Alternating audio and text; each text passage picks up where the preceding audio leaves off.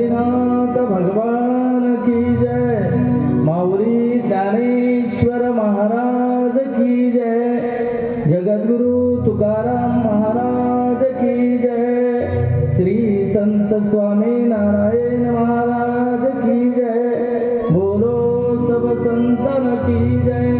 अवधूत चिंतन श्री गुरुदेव दत्तात्रेय महाराज की जय, पवन सूत हनुमान की जय, छत्रपति शिवाजी महाराज। ओम नमो जी आद्या वेद प्रतिपाद्या, जय जय जी स्वसंवेद्या आत्मरूपा, देवा तूच गणेशु सकल अर्थमती प्रकाशु, मने निवृत्ती दासु अवधारी जोजी, वसुदैव सुतं देवं कंस चाणूरमर्दनं, देवकी परमानंदं कृष्णं वंदे जगद्गुरु। गुरुर्ब्रह्मा गुरुर्विष्णु गुरुर्देवो महेश्वरा, गुरुर्साक्षात् परब्रह्म तस्मै श्री गुरुवे नमः। ब्रह्मानंदं परं सुखदं केवलं ज्ञानमूर्ति, द्वन्द्वातीतं गगनसदृश तत्त्वमस्यादिलक्षणम्, एकं नित्यं विमलमचलं सर्वादिसाक्षिभूतं, भावातीतं त्रिगुणरहितं श्री सद्गुरु तन्नमामि। पुंडरीकवर्य हरि विठ्ठल श्री ज्ञानदेव तुकाराम, पंढरीनाथ भगवान की जय। नमो सद्गुरु तुकया ज्ञानदीपा, नमो सद्गुरु सच्चिदानंद रूपा, नमो सद्गुरु भक्त कल्याण मूर्ती, नमो सद्गुरु भास्करा पूर्ण कीर्ती, मनुष्याकृती राघवी ख्याती केली, शिरासी तरे सागरे तारेली, तुका स्वामी हा पूर्ण ब्रह्म प्रकाशी, जळी रक्षिले निर्जीवा कागदासी, महाराज हा जन्मला मृत्यू लोकी, दुधी उपमाना ढळे इहलोकी, भव सिंधूशी बांधिला से तुझे, अनाथा दिना कारणे तुकयान, तुका भासला मानवी वेशधारी, हरिहलीला विग्रही निर्विकारी, स्वयं श्री हरी व्यापकू सर्व जीवा, तुका तोची हा परब्रह्म ठेवा, जया पूजिले आदरे पांडुरंगे, विमानस्थ केले प्रयाण प्रसंगे, तनु मानवी दिव्य रूपीच केली, न त्यागी तिथे दिव्य लोका श्री। जगद्गुरु श्री संत तुकाराम महाराज की जय।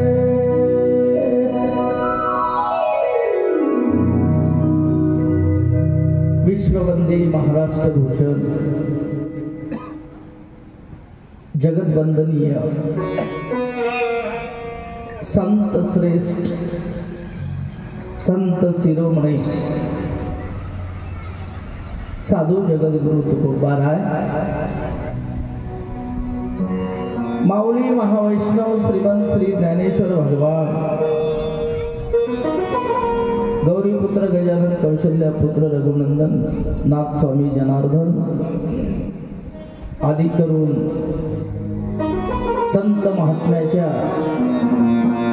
आचार विचाराने आणि पदस्पर्शाने पावन झालेल्या या महाराष्ट्राच्या पुण्य पवित्र मातीमध्ये आणि त्याच महाराष्ट्रातल्या गुरु गोविंद सिंग यांच्या पदस्पर्शांना पावन झालेल्या नांदेड जिल्ह्यामध्ये भगवान जगद्गुरु दत्तात्रय प्रभू यांचा रहिवास असलेल्या सह्याद्रीच्या माहूरच्या ठिकाणाने हा नांदेड जिल्हा पवित्र असल्यामुळे आपल्या ह्या नांदेड जिल्ह्यामध्ये 16 तालुक्यापैकी मुदखेड तालुक्यात आणि पुण्यपवित्र पावनभूमी आपल्या मेंढका मुक्कामी प्रतिवर्षाप्रमाणे याही वर्षी वैकुंठवासी गुरुवर्य हरिभक्तीपरायण श्री संत स्वामी नारायण महाराज यांची पुण्यतिथी आपण गेली 37 वर्ष संपले आणि आज चालू केलेलं 38वं वर्ष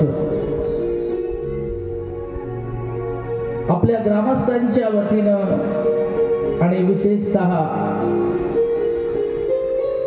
हे वैभव आपल्याला ज्या महात्म्याने दाखवून दिलं आणि हे गेली 38 वर्षापासून ज्या महात्म्याने मार्गदर्शन आम्हाला केलं आणि हे कार्य सातत्यानं जागृत ठेवून सदा सर्वदा त्याची आठवण देऊन आम्हाला वेळोवेळी मार्गदर्शन करणारे माझ्यासाठी गुरुवर्य पितृतुल्य आणि आमच्या गावासाठी सुद्धा मार्गदर्शक तत्व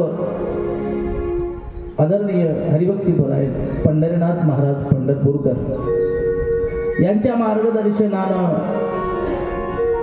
आणि गावातील सर्व मग हनुमान भजनी मंडळ असतील, गावातले सर्व वारकरी असतील, गावातली सर्व गावकरी असतील, सद्भक्त मंडळी असतील, सर्वांच्या लहान थोर सर्वांच्या प्रेरणेने कृपा आशीर्वादाने सहकार्याने आपण गेली 38 वर्ष हा कार्यक्रम पुण्यतिथी संपन्न करीत असतो आणि त्याच निमित्तानं याही वर्षी सुंदर अशी सुरुवात आपल्याकडून झालेली आहे आणि त्यामध्ये गेली 3ही वर्ष वेडा बाकुडा गायीन शेवटी तुमचाच मनवीन या न्यायानं मी कथा करण्याची संधी मला पंढरीनाथ बाबांना सुरुवातीला आदेश दिला 3 वर्ष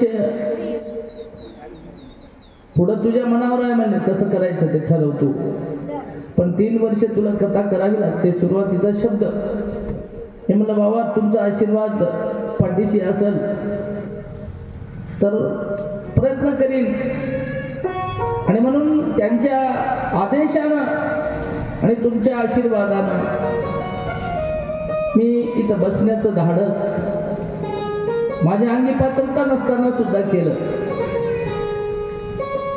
आणि अतिशय सुंदर 2 वर्ष गेली. 2 वर्ष झालं आम्हाला यामध्ये गंगाधर महाराज आणि वैभव महाराज हे सगळं 3 वर्षाचं क्रेडिट तुमच्या पदरात पडते बरं, कारण तुमच्या सहकार्यामुळं अतिशय सुंदर कार्यक्रमाची झालं शोभून दिसते आणि म्हणून तुम्हीही आणि यावर्षी अजून गेल्या वर्षी संतोष महाराज तेलगावकर आमचे विश्वा महाराज कदम यावर्षी या ठिकाणी बरीच गायक मंडळी येऊ गेली. सर्वांनी आम्हाला तोला मोलाचं सहकार्य केलं. अतिशय सुंदर असं आपण सहकार्य करता त्याबद्दल मी पुनश्च एकदा ग्रामस्थांच्या वतीने मी आपला आभार व्यक्त करतो. आणि गेली 38 वर्षापासून आपण हा पुण्यतिथीचा कार्यक्रम संपन्न करीत असतो. याही वर्षी असाच आपण कार्यक्रमाची सुरुवात केलेली आहे. कार्यक्रम सुरुवात करीत असताना मीटिंगच्या दिवशी थोडी चर्चा झाली. भागवत कथेचा विषय काही जणांनी बोलून दाखवला, त्याला काय अडचण नाही, पण आपल्याला जेणेकरून यथाशक्ती या ठिकाणी जे जमते आपल्याला गोळाबेरीज, कारण हे एवढं उभं करायचं म्हणल्यावर 4 पुरुषार्थातला एक अर्थ नावाचा पुरुषार्थ आहे. मोक्षाकडे जाण्यासाठी आपल्याला त्या 4 पुरुषार्थातला एक पुरुषार्थ म्हणजे अर्थाची गरज पडते. आणि म्हणून मला मोलाचा वाटा, खारीचा वाटा जितका उचलता येते तितका उचलण्याचा प्रयत्न केला. आणि म्हणून काही लोकांची इच्छा होती भागवत, पण आता तुकाराम चरित्र काही अपवादात्मक कथा शिल्लक राहिल्या होत्या. पुन्हा सर्वांची 7ही दिवस 7 संतांची चरित्र घ्या, असंही काही लोकांच्या सूचना आल्या. आणि मग त्यांना सर्वांना सांगितलं की बाबा जमल त्या पद्धतीनं आपण कथा करण्याचा, एकंदरीत भागवत असू द्या, गीता असू द्या, संत चरित्र असू द्या, भगवंताचं गुणगान असू द्या, काही असू द्या, साखर सर्वांगी अवघी गोड. कुण्याही अंगाने जरी खाली साखर तरी ती गोडच लागणार आहे. त्याच्यामुळे भगवंताचं चिंतन कोण्याही रूपाने केलं तरी काही अडचण नाही. आपण आपल्या पद्धतीनं, पण विषयाला क्रम देण्यासाठी एक कंटिन्यू कथा राहिली असली तर क्रम लागते. जमल त्या पद्धतीनं आपण तुकोबाराच्या चरित्रामधून, संत चरित्राचा आणि भागवतातील काही कथेचा सेवा करण्याचा प्रयत्न आपला मानस राहील.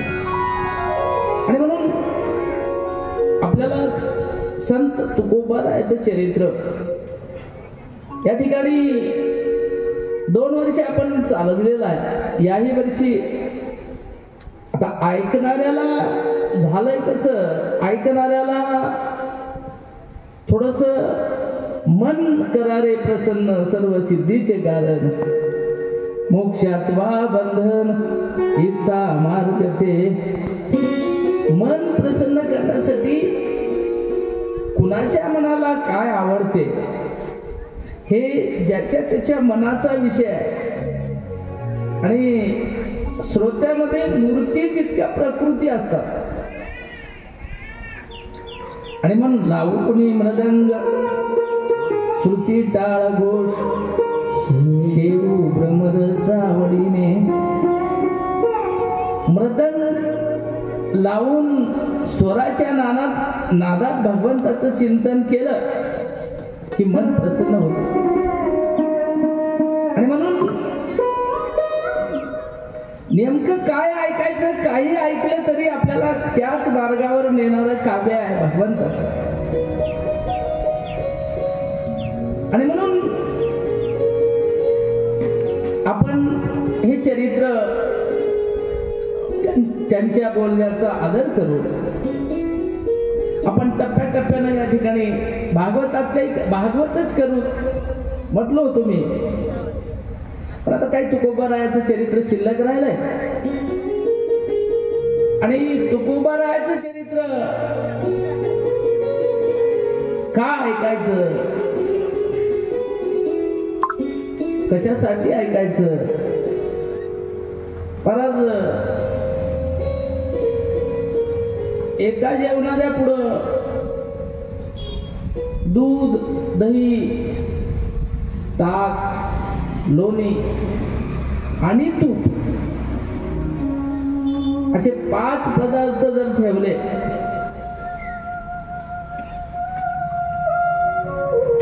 तर हुशार माणूस, हुशार जेवणारा कुठला पदार्थ निवडील.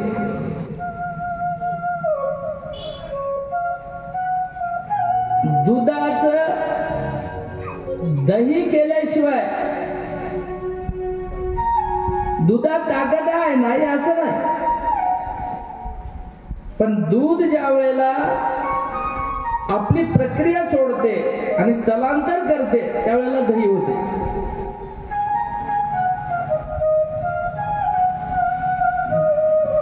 दही खाण्याची मजा वेगळीच आहे दुधापेक्षा. दही खाण्यात मजा नाही असा त्याचा अर्थ नाही, पण दही खात असताना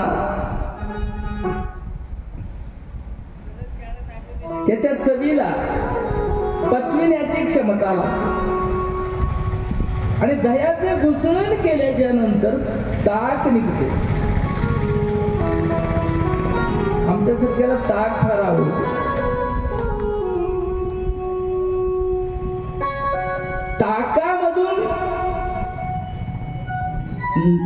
लोणी निघते, त्याचं घुसळण केल्याच्या नंतर दह्याचं घुसळण केल्यावर ताक हे फेकून देण्याची वस्तू आहे, पण आम्ही फेकून देत नाही. या सगळ्यापेक्षा आवडीनं ते खातो पितो. आणि दह्याचं घुसळण करून ज्या वेळेला एक उंडा काढतो आम्ही, त्याचं नाव लोणी आहे. आणि लोण्याला ज्या वेळेला आम्ही तापवितो त्यावेळेला काहीच करायचं शिल्लक राहत, बुडी लगी खायचं राहते. खायला चवदार, पचायला सोपं, सगळ्यात मूल्यवान वस्तू मंथोनी नवनीता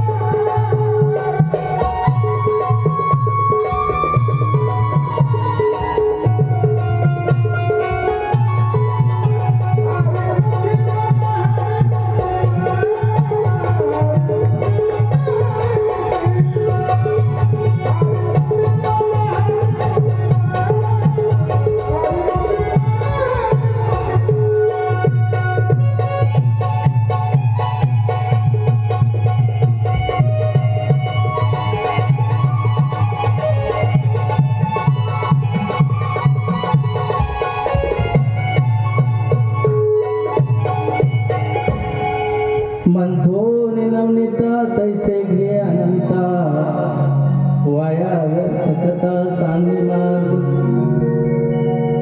मला तुम्हाला काय सांगायचं आहे, निव्वळ तूप खाण्यात जी गोडी आहे ते दूध खाण्यात नाही म्हणत. पण मला सांगा, तुमच्या समोर वाटीभर तूप वाटी भरून असते वेळेस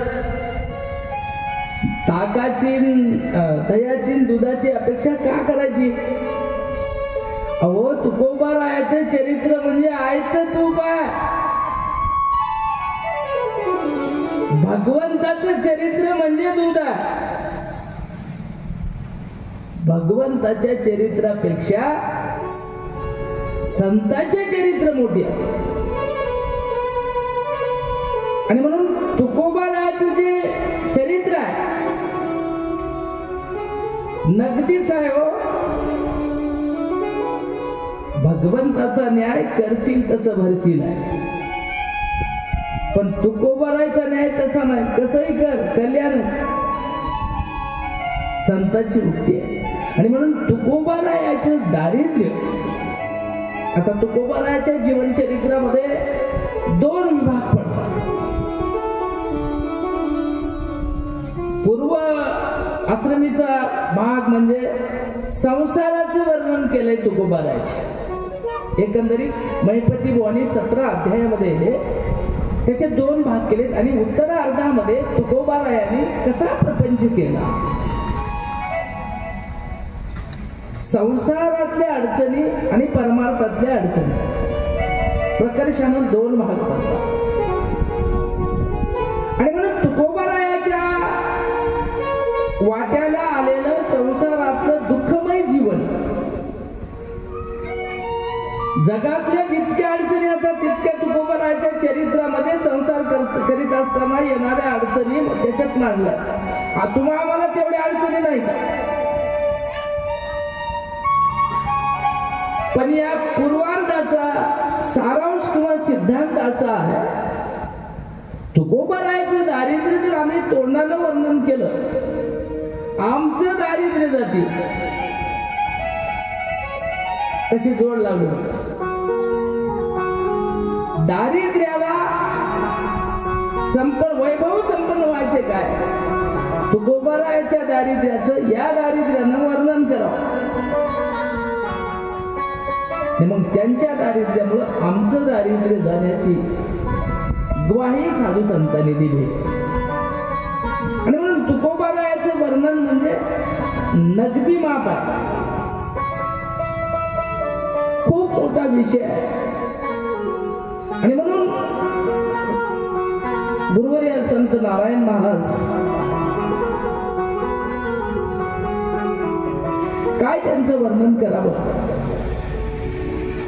आता त्यांच्या सोबत राहिलेली माणसं, त्यांच्या संगतीत वावरलेली जीव आमच्या इथं बसून आहे, आमच्या गावात आहे. माणूस माणसापासून गेला ना दूर, त्याच वेळेला त्या महात्म्याची किंमत कळते. कोणत्याही वस्तूची किंमत महाराज जवळ राहिली की कळना. उग काळजावर हात ठेवून आपण विचार करा. आणि नारायण बाबाचा काळ आठवा, आणि मी दिवसभर काय केलंय याचा विचार करा. नारायण बाबांनी काय करीत गेले याचा विचार करा. झाली संतांची व्याख्या, काही नाही दुसरं. संत संत म्हणजे काय, काहीच नाही. ज्या महात्म्याने गोपाला गोपाला देवकी नंदन गोपाला राष्ट्रसंत तुकडोजी महाराजाच्या नंतर आमच्या नारायण बाबाने याच भजनावर महाराज कीर्तन केलं. काहीच नाही, लोक जमवायचे तिथं, ना श्रुती ना टाळ ना घोष ना पकवाज ना काय लाऊड स्पीकर, काहीच नाही. 5 माणसं जमले, सावा येण्याची शक्यता वाटली की महाराजांना गोपाला गोपाला भजन म्हणायचं आणि चांगलं वागण्याचा उपदेश द्यायचा. नुसतं चांगलं वागण्याचा उपदेश द्यायचाच नाही, आता उपदेश देणाऱ्याची संख्या लाखोनी आहे, लाखोनी. आमच्यासारखी पोपट इथं बसून बोलणारी करोडोत लोक आता. पण बोले तैसा चाले त्याची वंदावी पाऊले म्हणजे महाराज. आचरणात आणणारे आचरणशील लोकांची यादी फार बोटावर मोजणे इतके. आणि म्हणून आमच्या नारायण बाबांनी बोलते वेळेस परखड बोलायचं. आम्हा घरी धन शब्दाची चरतने तुकोबाराय म्हणले, आमच्याकडे शब्दाशिवाय दुसरं काही नाही. नारायण बाबांनीही बोलत असताना निर्भीडपणानं बोलावं. पुढचा कोण आहे त्याची संसारिक अवस्था कधी नारायण बाबांनी ध्यानात घेतली नाही. संसारातला समाजातला किती मोठा माणूस आहे कधी विचार केला नाही. गावचा एखादी गाव नांदलाय प्रमुख आहे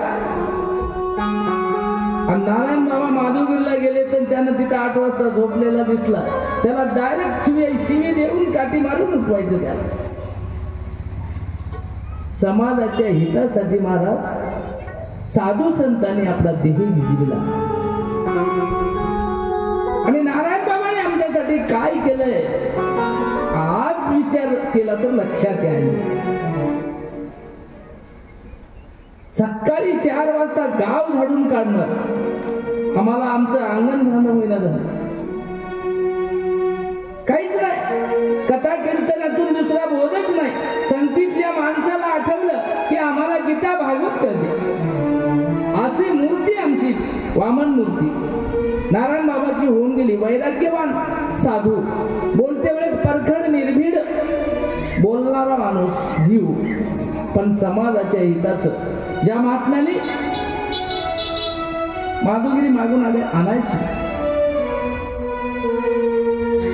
आणलेली माधुगिरी सगळ्या बाळा गोपाळाला इथं बसून येऊ घालायची. पुढचं लक्षण सांगू, दुपारच्या वेळेला भूक लागल्यावर खाता येते एवढं सुद्धा शिल्लक मागं कधी ठेवून घेतलं नाही. संग्रह बुद्धी कधीच नव्हती, संग्रह कधीच नारायण बाबांनी केला नाही. फराळाला खूप लय जमायचं, माधुगिरी खूप लय जमायची. 10, 5, 25 पोरं गावातूनच लेकरं बोलून आणायची. आणि एक मात्र करून घेतलं, जेवायला वाढण्याच्या आधी या झाडाला पाणी टाकायला लावायचं. हे निरगुडीचे याकडे पासून त्याकडे पासून आता राहिले नाही झाड इथं. बाबांनी इथून लावले होते. हे पूर्ण भोवताल असा राऊंड निरगुडीच्या झाडाचं, वृक्षाची लागवड. हे पाठीमागलं वडाचं झाड नारायण बाबांनी लावलेलं. त्याला जेव वाढण्याच्या आधी पोरायला बोलवायचं आणि त्याला पाणी टाकायला लावायचं आणि मग जेव वाढायचं. मला सांगायचं काय, सगळं मागून आणलेलं सगळं उडून टाकायचं एकाच पंक्तीत. स्वतःच्या पोटाला लागल इतका सुद्धा डब्बा त्यांनी कधी दुपारच्या वेळेला ठेवून घेतला नाही. असं वैराग्य जीवन जगणारा साधू म्हणजे जगत स्वामी संत श्री नारायण महाराज. आणि त्यांची जन्मभूमी सीताबोरगाव. पण आपल्या पंचक्रोशीमध्ये कोण्याही गावाला जा, हातगावला महाराज, मी एका गावात गेलो, नारायण बाबाचं सहज नाव काढलं, डोंगर गावाची. तर त्यावेळेला नारायण बाबाची पुण्यतिथी आमच्या इथं करतो आम्ही असं म्हटल्याबरोबर 10 लोक जवळ आले. आणि आदरानं जसं एखादी घरचा बुजुर्ग माणूस, घरचा तात्या आपला जसं घर सोडून निघून जाते आणि त्याची आठवण येऊन घरचे माणसं ज्या भावात बोलतात त्या भावामध्ये ते माणसं बोलू लागले. आणि मी म्हणलं, बाबा कसं काय तुम्ही नारायण महाराज, काय सांगा म्हणले त्या महात्म्याचे. हे सगळं तिथला केलेला उपकार, तिथली केलेली त्यांनी सेवा त्या लोकांनी मला सांगितली. माझा समज होता मेंढक्यापुरतच मला माहित होतं, पण अजूनही आमच्या लोकांना नारायण बाबा किती फिरले माहित नाही.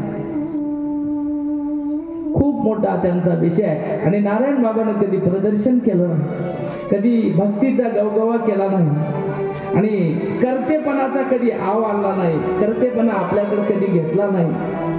असा थोर महात्मा आमच्या गावाला लाभला. आणि म्हणून कोटी कोटी मी त्यांना प्रणाम करतो. त्यांच्या सेवेसारखी आम्हालाही सेवा घडावी ईश्वरचरणी प्रार्थना करतो. आणि संताचे चरित्र महाराज, संताचे चरित्र वर्णन करणं, त्याच निमित्तानं ह्या तुकोबाराच्या चरित्राची सुरुवातीला आपण निवड केली होती. आणि म्हणून देवाच्या गुणगान करण्यापेक्षा कधीही संताची वर्णन करणं आम्हाला जास्तीचे फलदायी ठरतं. आणि म्हणून हे कधी घडते, आता मला सांगा, त्या महात्म्याने त्या गावात जन्म घेऊन या गावात सेवा करावी, उपकार करावा, आणि या गावातल्या एकाही माणसाची ही अवस्था नाही. नारायण बाबाची पुण्यतिथी आम्ही का करतो? आमच्या गावातला माणूस होय म्हणून का, फार श्रीमंत होता म्हणून का, फार ज्ञानी होता म्हणून का, फार शिवाजीत गेला म्हणून? आमच्या गावात माणसं नव्हती काय? आमच्या गावात माणसं नाहीत काय? आपल्या गावात काय पैसेवाले नाहीत काय? मग एवढा मोठा सोहळा आम्ही नारायण बाबाचाच का करतो? याचं उत्तर ज्याचं त्यानं शोधलं तरी संत कळतात महाराज. संताची चरित्र होता, पैसेवाल्याची चरित्र होत नाही, ताकदवानाचे चरित्र घडत नाही, स्वरूपवानाचे चरित्र कधी घडले नाहीत. ज्या जीवाने ज्या महात्म्याने संतांची सेवा केली, समाजाची सेवा केली, अशाचे चरित्र समाज अनायासे बिना कलमाचे लिहून काढतो.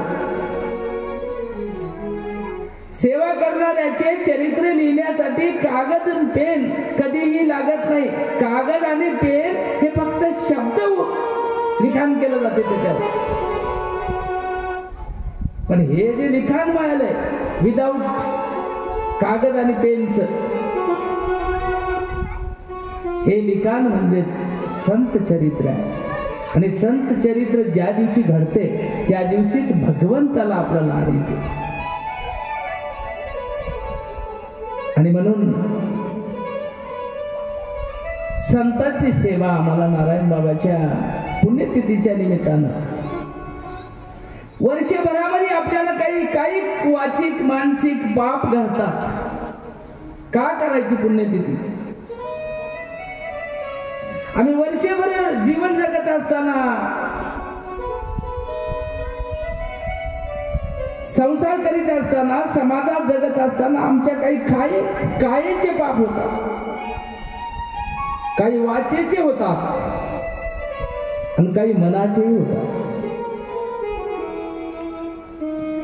मग कायेचे, वाचेचे, मनाचे पाप धुवून काढण्यासाठी हे रिचार्जिंग होय, दुसरं काय? बॅलन्स मोबाईलचं संपलं की नाही, ते काम करणार डबड 30,000चं राहू द्या की 1000 रुपयाचं राहू द्या, बॅलन्स महत्वाचा. आणि म्हणून आमचं शरीर स्वरूपवान राहू द्या की निवळ मयाचं काळ राहू द्या, नक्ट राहू द्या, कसंही राहू द्या, त्याचा बॅलन्स महत्वाचा. इथं येऊन काय आम्ही करालो हे महत्वाचं. आणि म्हणून आमचं त्या दिवशी बॅलन्स संपते, त्या दिवशी पुन्हा आम्हाला रिचार्ज करावं लागतं. पुण्याचा साठा फार कमी झाला, पाप 3 नमुन्याचं आमचं पाप वाढलं की आम्हाला पुढचं रिचार्ज मारावं लागतं. रिचार्ज मारणं म्हणजेच प्रत्येक तिथीला येणारा सप्ताह मन लावून करणं, दुसरं काय? काही नाही दुसरं. आता या सप्त्याचा परिणाम महाराजांनी मन करारे प्रसन्न सांगून दिले.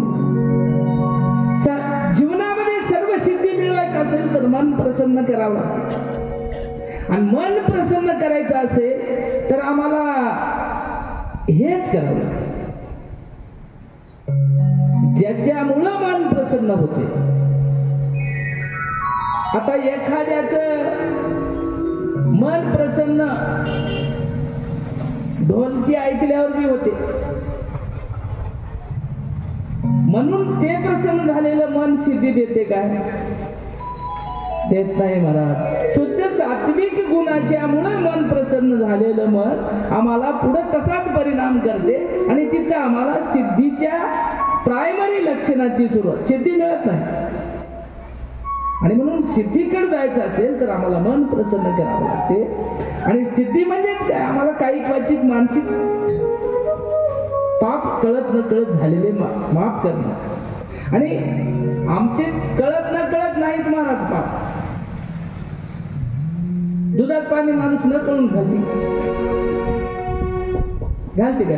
खरं सांग, कळत न कळत होतं काही? आपला चारा तसाच ठेवून शेजाऱ्याच्या मका कापून माणूस न कळत आणते.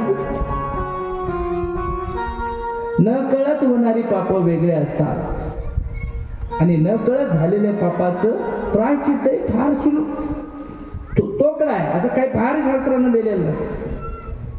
मग केवढी कळत न कळत झालेली चूक केवढी असू द्या, प्रामाणिक परेपासून जर त्यानं कळत न कळत चूक झाली असेल तर त्याचं प्रायश्चित्तही तसंच आहे. आणि जाणून बुजून किती बारीकचं पाप करू द्या, त्याचं प्रायश्चित्त खूप मोठं असो. आणि म्हणून संतांचे चरित्र वर्णन करण्यासाठी आम्हाला नरदेह मिळालाय महाराज. संतांचे चरित्र सेवे वाचून होत नाही. आणि म्हणून आमच्या नारायण बाबाचं गेली 38 वर्षे झालं आम्ही चरित्र गातो. त्या महात्म्याचे आमच्यावर थोर उपकार आहे. शेजारच्या गावामध्ये स्वाभिमानानं सांगा वाटते, एकही माळ नव्हती महाराज. एक काळ असा होता या गावात इकडल्या एकही माळ नव्हती. आज त्याच गावात एकही बिना माळीचा माणूस नाही. नारायण बाबाची कृपा. आणि म्हणून चांगलं वागणाऱ्याला सज्जनाची संगत जर मिळाली आणि त्याचं भाग्य जर उदय आलं नक्की होते. आणि म्हणून अशा संगतीमध्ये जायला कधी मिळते, आम्हाला नरजन्म प्राप्त व्हावा लागतो.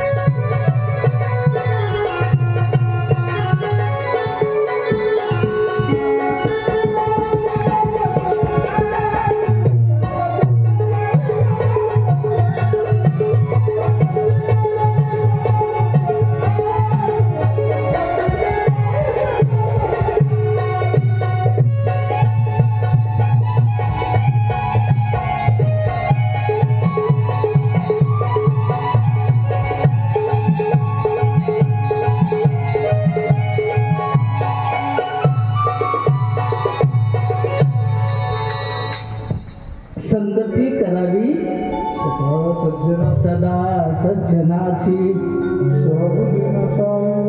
सावली दुर्जनाची जरी सावली.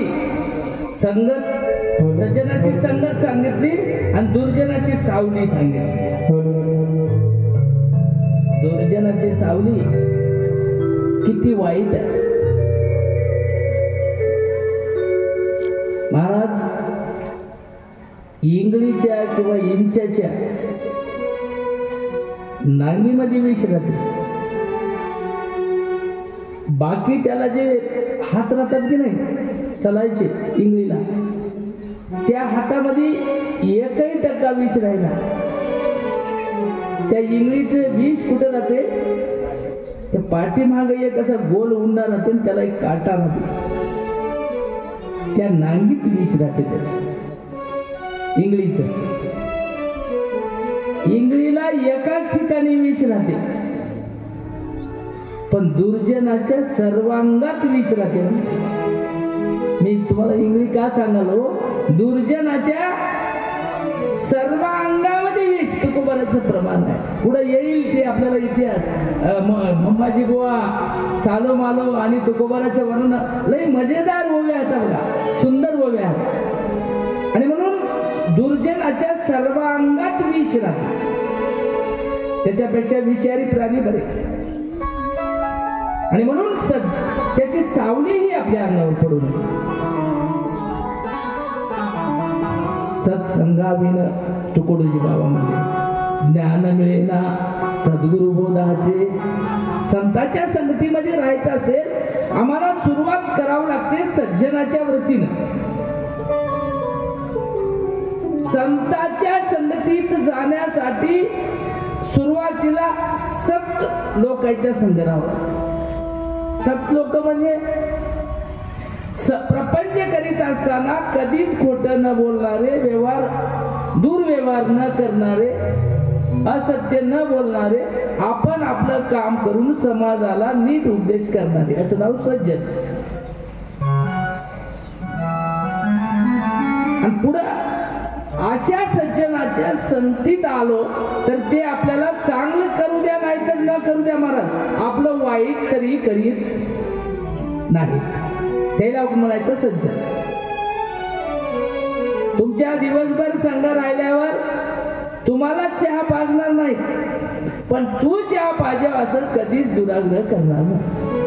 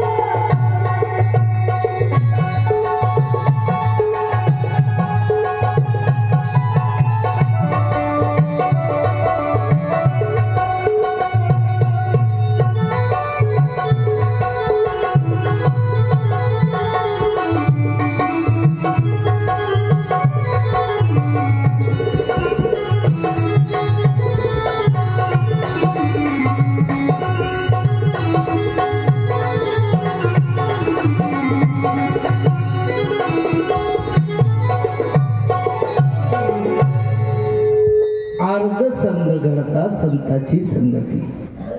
प्रमाण काय म्हणते? अर्धक्षण वसिष्ठाचं विश्वामित्राचं लई मोठं जुळत गेलं नाही बघा. तसं आमच्या माणसात काही काही लोकांचं जुळणं, पण काही काळापुरतं थोडं नंतर जुळू लागलं. तर ते प्रमाण आलं म्हणून आपण जुळ लागल्यावर एकदा काय झालं, योगायोगानं वसिष्ठ महाराज विश्वामित्राच्या आश्रमात गेले.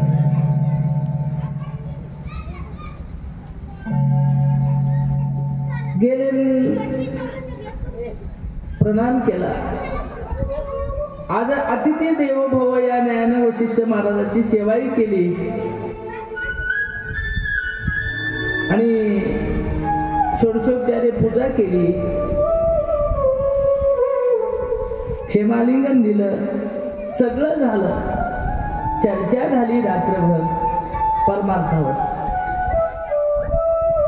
आणि पाठवणी करायच्या वेळेला विश्वामित्रानं 1000 वर्ष तपश्चर्या केलेलं दान, पुण्य दान केलं. विश्वामित्रानं 60,000 वर्षी तपश्चर्या होती. तपाचं पुण्य बरंच शिल्लक होत. बॅलन्स असल्याशिवाय देता येणार. आणि म्हणून विश्वामित्रानं 1000 वर्ष तपश्चर्या केलेलं पुण्याचं दान वशिष्ठ महाराजांच्या झोळीत टाकलं, पदरात हात जोडले, पाठवणी केली. वशिष्ठ, खूप मोठी कथा आहे, शॉर्ट बट स्वीट मध्ये सांगतो तुम्हाला. आणि वशिष्ठ महाराज निघून गेले. पुन्हा योगायोगानं विश्वामित्र वशिष्ठ महाराजाकडे गेले. वशिष्ठ महाराजांनाही आदर आतिथ्य केलं. आता दोन्ही काही अधिकारी पुरुष नव्हते, सांगायची गरज आहे. आणि यांचा सुद्धा मुक्काम पडला, चर्चा झाली रात्रभर. सज्जनामध्ये संतांमध्ये दुसरी फालतू चर्चा कोणतीच होईना. माणूस बाजारात भेटला, झाली काय पेरणी, बरे हात काय लेकर, म्हणलं की पक्क वळकाव, हे प्युअर संसारी होय. आणि बरं झालं काय भजन, झाला काय सप्ताह, म्हणलं की वळकाव, हे वारकरी. आणि काय करायचं नाही हो, तुमच्या संपत्तीचं, एकराचं, सारदाऱ्याचं काय आपल्याला देणं घेणं नाही. जळीचा बिंदू, जळीच विरेक, क्षणाचा आपला भरोसा नाही. उगं प्रेमानं तुमची भेट व्हावं वाटली म्हणून आलो बघा, असं जर म्हणलं तर समजावं हे विरक्तीच्या मार्गाने चाललेलो. वरून पांढरेच कपडे राहतात सगळ्याचे. आणि म्हणून ज्याच्या मनात परमार्थ फुललाय की नाही, ते संसाराच्या कधीच गप्पा करणार. मग या दोघांची परमार्थाबद्दल शंका कुशंका सगळ्यात समाधान झालं. आणि सकाळच्या बारी वशिष्ठ महाराज विश्वामित्र निघून येत असताना वशिष्ठ ऋषीने अर्धा संत संगतीचं अर्धा क्षण पुण्य दान केलं. विश्वामित्राला म्हटलं, मी 1000 वर्ष पुण्य केलेलं, तप केलेलं ते पुण्य दान केलं, त्याच्या तुलनेमध्ये अर्ध कक्षण संतांच्या संगतीचं पुण्य मला दान केलं. जराशी मनात विकल्प निर्माण झाला होता. कोणाच्या? विश्वामित्राच्या. विश्वामित्र म्हणला, आयर आला, एक परात घेऊन आलंय, मला हायर काही मोठा दिला नाही. त्याला हायर काय 5000 तोळ्यात, एक तोळाभर सोनं नेवा वाटते का माणसाला. विकल्प निर्माण झाला आणि मनात उगच शंका आली. काय म्हणला, मी 1000 वर्षाचं पुण्यदान केलं तपश्चर्याचं, आणि वशिष्ठानं अर्धक्षण संत संगतीचं दान केलं. विकल्प झाल्याबरोबर वशिष्ठाला ओळखू आलं. आणि दोघांच्याही तुलनेसाठी, आता हे मोठं की ते मोठं, खूप मोठा विषय आहे, पण याने समजून घेण्यासाठी ब्रह्मदेवाकडे आले. ब्रह्मदेवाने सांगितलं, हे माझ्या अखत्यारीत विषय नाही, मला सुटना. ब्रह्मदेवाने सांगितलं विष्णूकडे जा. विष्णूकडे गेले. विष्णू म्हणले, बाबा देवा, हे संत संगतीचं अर्ध क्षण पुण्य आणि 1000 वर्षाचं तप समान कस काय, याची तुलना करा आणि कोणतं मोठं आम्हाला सांगा. विष्णूने हात जोडले. मला काही याच्याबद्दल स्पष्ट भूमिका घेता येणार म्हणले, का मी डिग्री तेवढी झाली नाही, मी लई शिकलेला नाही. विष्णू मग महादेवाकडे गेले. महादेवाला सांगितलं, कस काय आल्या कैलासा. त्यावेळेला महादेवजीनं महादेवाला घरानं ठेवलं येणे पुढे, महाराज कोणतं मोठा आहे, काय मोठा, मला फक्त भस्म करायचं तितकंच माहित आहे म्हणे, बाकीचं माया काय इतिहासात येईना म्हणे, डिक्शनरी तुमचं तुम्ही बघा. आणि त्याने मार्गदर्शन केलं, शेष महाराजाकडे जा. शेष महाराजाकडे गेले हे दोघे. आणि शेष महाराजाला सांगितलं, महाराज असं असं आमचं वाद आहे, आर्धक्षण संगतीचं संतांच्या पुण्य मोठा आहे की 1000 वर्ष तप केलेलं पुण्य मोठा आहे, ते मला सांगा. म्हणल्याच्या नंतर शेष महाराज म्हणले, मया डोक्यावर पृथ्वीचं लय वज व्हायला, याला कोणीतरी उचला, नंतर सांगतो म्हणले.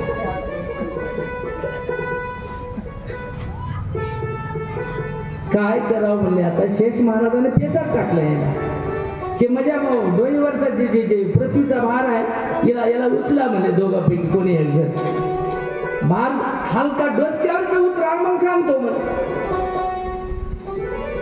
पेचात टाकलं महाराज शेषाने यायला दोघाला. त्यावेळेला विश्वामित्रानं म्हणल्या कमी पाण्याला खळखळ जे असतात आमच्यासाठी बोलण्याच्या आधी, विषय सुटण्याच्या आधी लगेच विश्वामित्रानं पृथ्वी मातेला हात जोडले आणि 1000 पुण्य केले, म्हणजे 1000 वर्ष तप केलेलं मी तुला दान अर्पण करतो, हात बरोबरी होईल म्हणजे पृथ्वीला.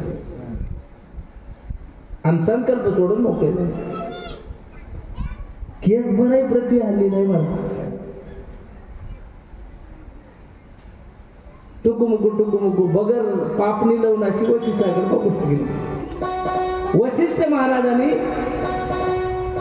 शांत व्रतीनं हात जोडले, भगवंताची आराधना केली आणि पृथ्वी मातेला सांगितलं, माझ्या संत संगतीमध्ये आजपर्यंत कधीच बाधा आली नसेल, कधीच विकल्प घडला नसेल, कायेनं वाचेनं मनानं कधी दोष झाला नसेल. अशा वेळेला मी जर खरंच संतांची संगत केली असेल तर अशा संतांच्या संगतीचं अर्धक्षण पुण्य मी तुला दान करतो. म्हणल्याबरोबर महाराज 1.5 हात पृथ्वीवर गेले. दृष्टांत संपला. पण सिद्धांत असा आहे, शेष महाराज म्हणले प्रश्नाचं उत्तर सांगू की मिळालं.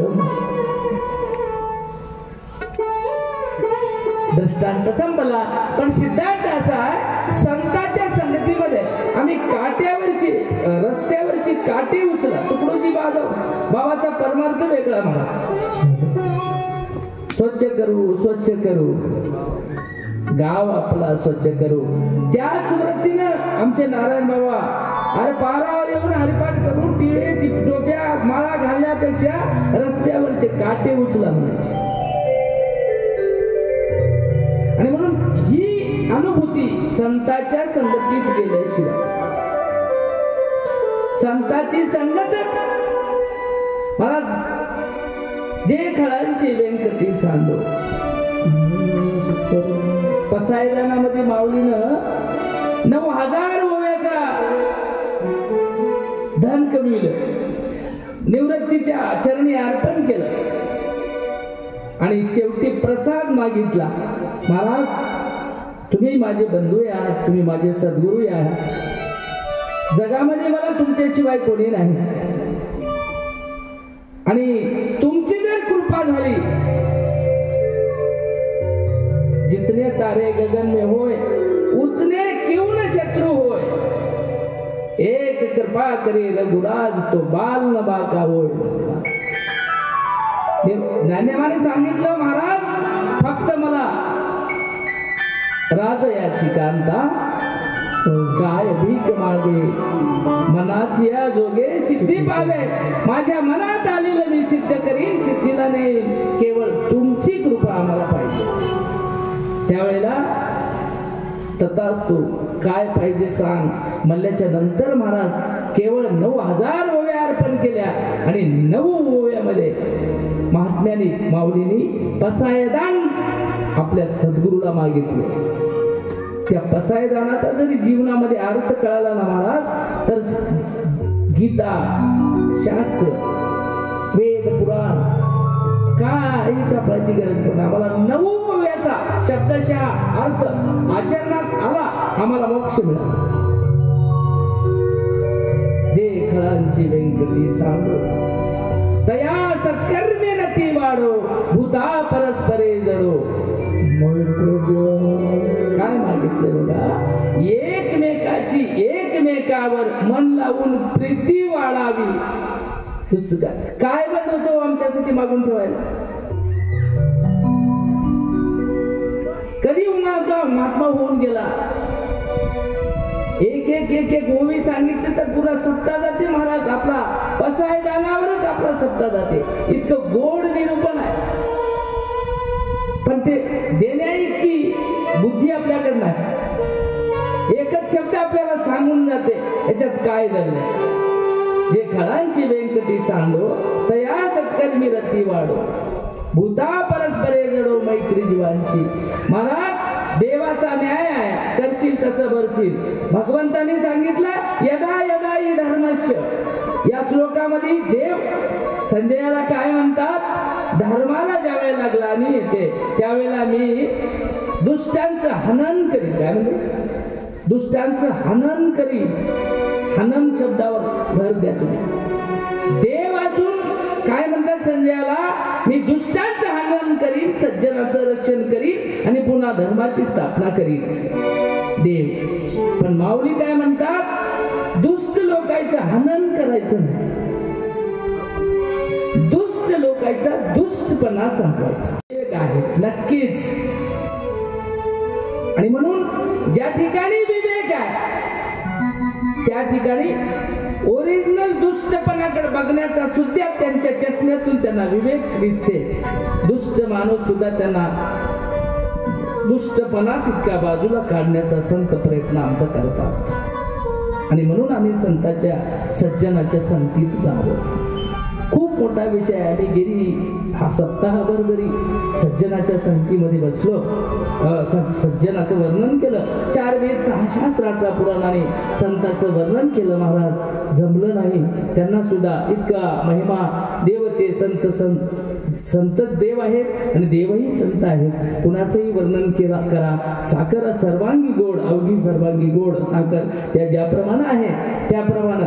आणि म्हणून संतांच्या संगतीत जाण्यासाठी नारायण बाबाच्या या पुण्यतिथीच्या सोहळ्यानं निमित्तानं आपण या कार्याची सुरुवात केली.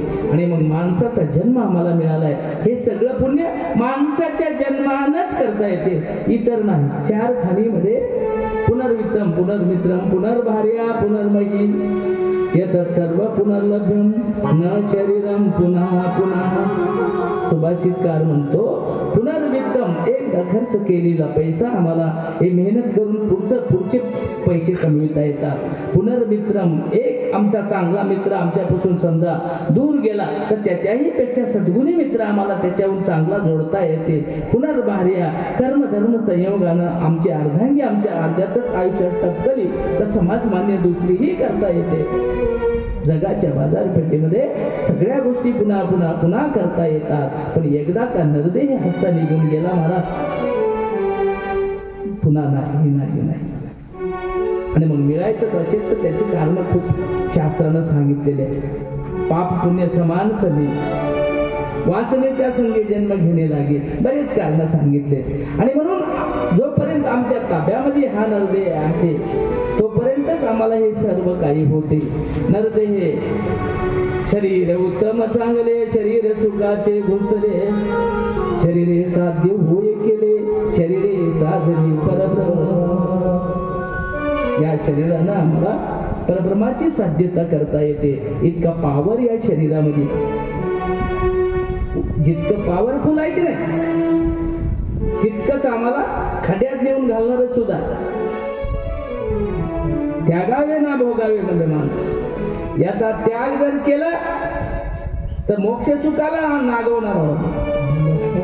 आणि भोगतच राहिलं चांगलं मिळालंय म्हणून आमचा हातही जाते पदरचंही जाते. त्याच्यामुळे त्यागावे ना भोगावे, मध्यभागी विभागावे. दुर्गंधी युक्त आहे म्हणून शरीर दुःखाचे भांडार. हे दुःखाचं भांडार आहे. शरीर हे पापाचं पोटार आहे महाराज. याच्यानं दुर्गंधीला अधोगतीला सुद्धा हे आपल्याला नेते. आणि याच्यानंच आपल्याला परब्रह्माची साध्यता करता येते. नेमकं काय करायचं याचं स्वातंत्र्य मात्र आपल्याला स्वतःला दिलेलं आहे. 12 महिन्यातले 7 दिवस काढून जर मंदिराकडे आला तर 12 महिन्यात झालेले पाप धुवून निघतील. तेही प्रदर्शन म्हणून नाही, घडावा आपल्या हाताने काही म्हणून आला तर. आणि म्हणून ह्या नरदेहानं आपल्याला करता येते. शरीर आपलं सत्कारणी लागावं. आणि आजचा हा सुंदर दिवस आपण मंगलाचरणाचा दिवस आहे. खूप मोठा बोलण्यासारखा विषय, पण तुकोबारायचं आम्ही सुरुवातीला जे मंगलाचरण केलं, मंगलाचरणाचा आजचा दिवस आहे. मंगलाचरण म्हणजे काय, मंगलाचरणाचे नेमके प्रकार किती, आणि मंगलाचरणाचे प्रयोजन काय, आणि मंगलाचरण कधी करावं.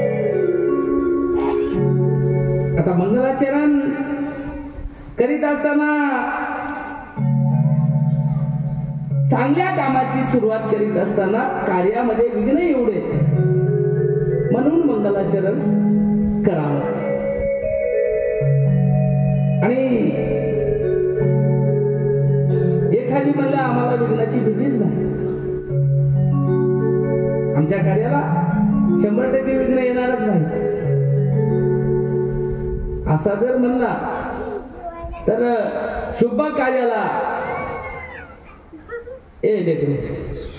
बोलू नका.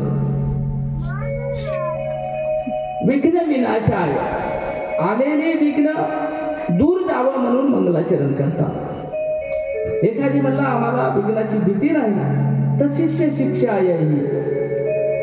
पंढरी महाराजाकडे बघून जर आम्ही आचरण करू लागलो, महाराज जर नीट वागणा गेले, आम्ही नीट कसा वागा. गरज आम्हाला विघ्नाची भीती नाही, विघ्न येऊ नये म्हणून मंगलाचरण करायचं राहते. आणि जरी विघ्न येत नसतील तर पाठीमागल्या लोकांना यायचं बघून मंगलाचरण करावं, म्हणूनही करावं लागतं. आणि तिसरं कारण आहे, ह्या दोन गोष्टीची जरी गरज पडली नाही तरी मागल्या श्रेष्ठांनी केले,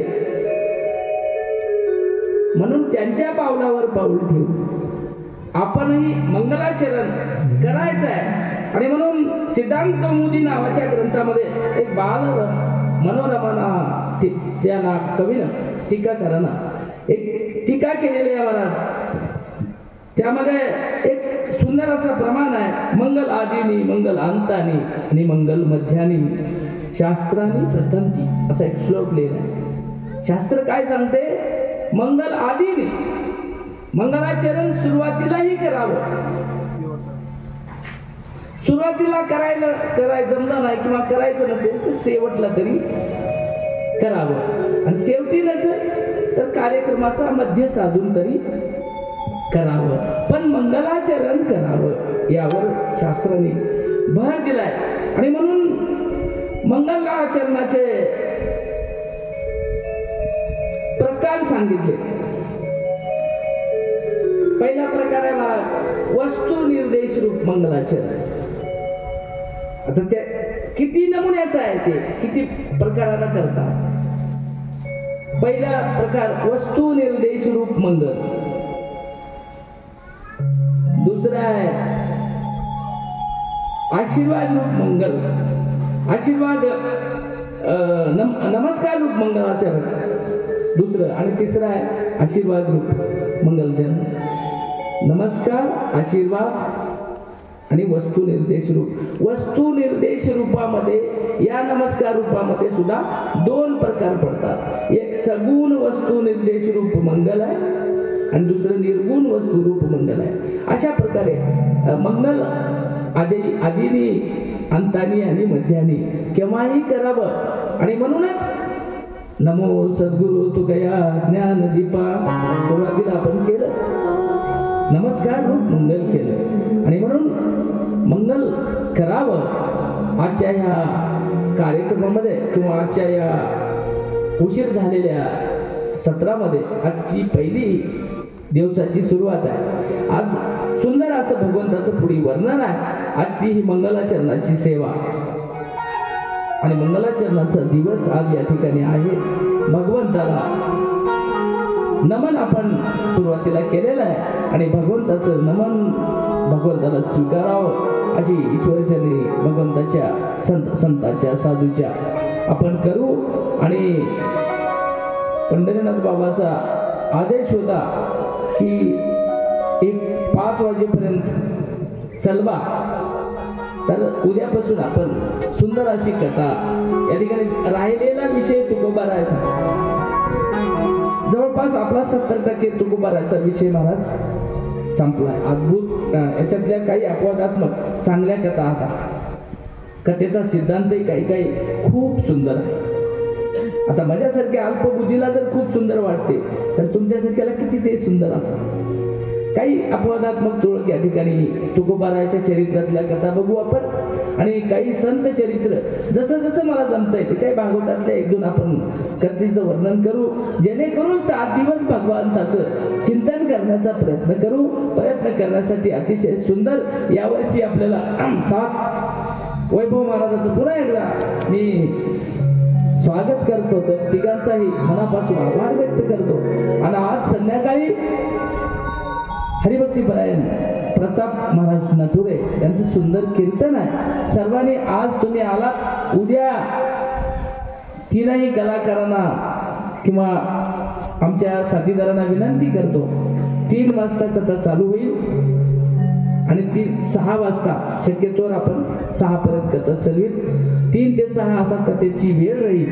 त्याच्यामुळे 3 वाजता तुम्हाला महाराज फोन करायची गरज आम्हाला पडणार नाही, कारण 2 वर्ष तुम्ही आम्हाला काही फोन करू दिला नाही. वेळेची मर्यादा लक्षात ठेवा आणि डुम्मा तर मारूच नका. त्याच्यामुळं एवढी मी तसदी आपल्याकडून घेतो, 7 दिवसाचा त्रास देतो, कारण सीमाचा वाटा तुमचा आहे. गोड असा प्रपंच आम्हाला परमार्थ या ठिकाणी तुमच्या आमच्या गंगाधर महाराजाच्या कंठातून, विश्वा महाराजाच्या कंठातून आणि बोटातून आणि तुमच्या मनगटातून कसा परमार्थ उभा करता येईल याचा कसोटीने आपण प्रयत्न करसाल अशी आपल्याकडून अपेक्षा व्यक्त करतो. आणि आजचा हा मंगलाचरणाचा विषय या ठिकाणी संपवून आजची झालेली सेवा उद्यापासून आपण सविस्तर अशा कथेला बघण्याचा प्रयत्न करू. सर्वांनी रोज वेळेवर येत जा. मी तुमच्यातला जा, तुम्हाला एका दिवस आपला समजून आपल्या भाषेत काही बोललं तर कोणाच्या मनाला लागू नये, कोणाला लागावं असा बोलण्याचा माझा इथून भावही राहत नाही, किंवा कोणाला उद्देशून काही सांगावं किंवा बोलावं असा माझा भाव नसतो. मी तुमच्यातलाच एक आहे. बोलता बोलता एखाद्या वेळेस जरी मनाला टोचलं किंवा शब्द वाकडा गेला तर उदार अंतकरणानं तुम्ही मला माफ करसाल अशी वैयक्तिक मी माझ्या वतीने विनंती करतो. आणि का बालक बोगडा बोली, का वाकुडा विचुकी पाहुली, चोज करून माऊली रिजवी जेवी, या न्यायानं तुम्ही आम्हाला समजून घेसाल आणि असाच 7 दिवस कथेचा लाभ घेसाल अशी ईश्वरचरणी प्रार्थना करतो. आणि याच ठिकाणी झालेली सेवा भगवान हनुमंतरायाच्या चरणी, भगवान जगद्गुरु दत्तप्रभूच्या चरणी, भगवान पांडुरंगाच्या चरणी, सद्गुरु नारायण बाबाच्या चरणी अर्पण करतो आणि सेवेला पूर्ण बनवतो.